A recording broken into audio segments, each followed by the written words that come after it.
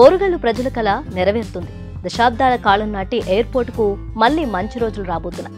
మామునూరులో విమానాశ్రయ నిర్మాణం కోసం కేంద్రం గ్రీన్ సిగ్నల్ ఇచ్చింది. రాష్ట్ర ప్రభుత్వ విజ్ఞప్తి మేరకు కేంద్ర మంత్రి రామ్మోహన్ నాయుడు ఉత్తర్వులిచ్చారు. స్వాతంత్ర్యం రాకముందే దేశంలోనే అతిపెద్ద విమానాశ్రయంగా ఉన్న వరంగల్ ఎయిర్పోర్ట్ చరిత్ర ఏంటో ఒకసారి చూద్దాం.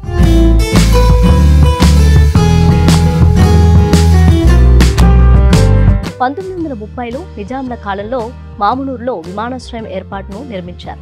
దేశ విదేశాలకు ఇక్కడి నుంచి రాకపోకలు సాగించారు. స్వాతంత్ర్యం వచ్చాక ఎయిర్పోర్టు మరుగున పడిపోయింది. హైదరాబాద్ ఎయిర్పోర్ట్నే ప్రాచుర్యంలోకి వచ్చింది. స్వాతంత్ర్యం రాకముందే దేశంలోనే అతిపెద్ద విమానాశ్రయం Mamnoor airport. Hyderabad capital city కావడంతో వరంగల్ విమానాశ్రయానికి తాకిడి తగ్గి హైదరాబాద్కు పెరిగింది.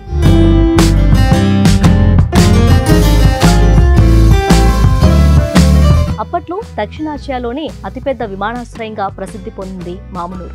సుమారు 1000 ఎకరాల విస్తీర్ణంలో నిర్మించబడిన ఈ విమానాశ్రయం 1981 వరకు విమానాల రాకపోకలతో కలకల్లాడింది. చివరి నిజాం మీర్ ఉస్మాన్ అలీ ఖాన్ తన వ్యాపార ప్రయాణాలకు ఈ విమానాశ్రయాన్ని ఉపయోగించేవారు.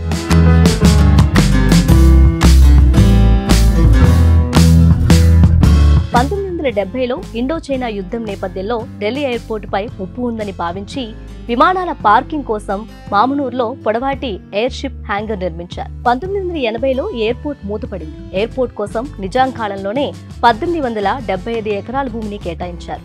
ఆ భూమిలో నుంచే నవోదయ విద్యాలయానికి 23.20 ఎకరాలు, పోలీస్ శిక్షణా కేంద్రానికి 59 ఎకరాలు, ఏసీపీ కార్యాలయానికి 10 ఎకరాలు, వరంగల్ సెంట్రల్ జైలుకు 101 ఎకరాలు, 4th బెటాలియన్కు 241 ఎకరాలతో పాటు మరో 675 ఎకరాల భూమి వెటర్నరీ వర్సిటీకి కేటాయించారు.